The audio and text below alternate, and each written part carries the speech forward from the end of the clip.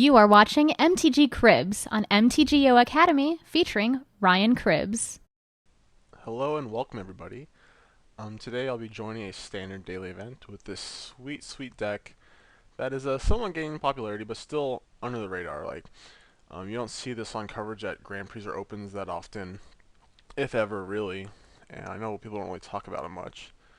But I was looking up results at dailies, and this deck is actually performing very well. The list I'm using actually went 6-1 in Premier event, so it top 8'd, and I think that's pretty impressive, so I wanted to try it out. So what it is, it's a black-green Dredge deck.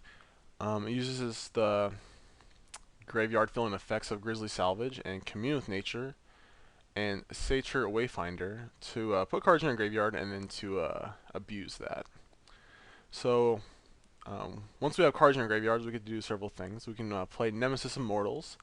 It's a 5/5 for 6, but it's never going to cost that much. It costs 1 less for each creature in your graveyard. So it's usually like 3 or 4, or sometimes even 2 mana for a 5/5. Then you can Monstrous for 9. Once again, it costs 1 less Monstrous for each creature in your graveyard. So it quickly becomes a 10/10. And also we have a Jared, Golgari Lichlord. Now he gets bigger for each creature in your graveyard, so he's easily like a 4/4, 5/5 for 4 mana. And then you can sacrifice other creatures to have your opponent lose life equal to that creature's power. So you can sacrifice Nemesis Immortals, make them lose 5, 10 life. And then you can also sacrifice a swamp and a forest to return them from your graveyard to your... Sorry, the text is not showing all the way. To your hand. And then we also have Night Howler, which is pretty sweet. It has Bestow, so you can play as a creature or an aura. And then it gives the creature or itself +X for X number of creature cards in all graveyards. So we just play some mana accelerants like Elvish Mystic, Deathrite Shaman, which actually does add mana in our deck because we can put lands in the graveyard. And then Sylvan Carotid and also Satyr Wayfinder to hit our land drops. And then we just ramp out some huge fatties. To round out the deck, we have some Lot with Trolls, where we can discard cards stuck in our hand, or extra mana guys to make this bigger and make it easier to cast for our Nemesis Immortals, to make our Jared and Night Howler bigger. It just really sweetens this deck. Then we have a couple of Shadowborn Demons. It's a mythic from M14. It doesn't see too much play. When it comes in play, it destroys a non-demon. But during your upkeep, you get to sacrifice a creature if there's less than 6 creatures in your graveyard. But with this deck, it's very easy to get to that number, so you just have like a 5/6 flyer for 5. A worst case scenario, like you just play it, maybe attack 1, sacrifice the mana guy, and then sacrifice it on the next turn. But it's very easy to keep this guy alive. So this deck got some sweet tools from Born of the Gods. One of them, like I already mentioned, Satyr Wayfinder.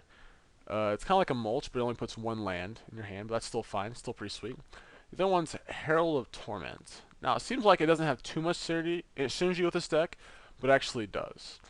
So one of the problems I found with this deck is that it can play huge creatures, but they have no evasion.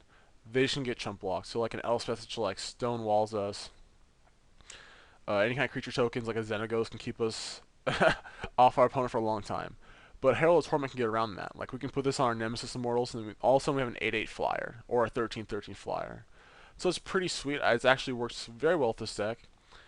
So that's the main deck, plus a bunch of lands. We're actually playing a lot of basics because of Jared, so we can get it back. So we're playing 4 Overgrown Tombs, which actually can sacrifice because they're forests and swamps. And then just 1 Guild Gate. On the sideboard, we got a hodgepodge of cards. We have 2 Abrupt Decays and 2 Golgari Charms. Those are good getting rid of problem permanents. Golgari Charm is pretty sweet right now. I think it's really good. Personally, I believe the best deck in Standard is Blue-White Control or Esper Control. And this card's really sweet against it. It can kill all their Elspeth tokens, so they have no chump blockers. It can destroy Detention Sphere, and it can also save all your creatures from a Supreme Verdict, which is amazing. Then we have Duress for the control matchups also. 4 Lifebane Zombies versus like the green creature decks. A couple Mistcutters for mono blue. Needle for like problematic permanents. It's pretty good against mono black. You can name the land they put connections on.